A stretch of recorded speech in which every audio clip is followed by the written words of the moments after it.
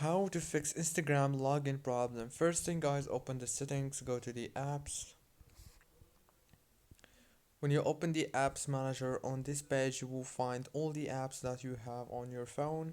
Scroll until you find Instagram, click on it, click on force stop, and then go to the notifications management. Disable the notifications, enable it again, go back, click on the permissions. Make sure to enable all the permissions here.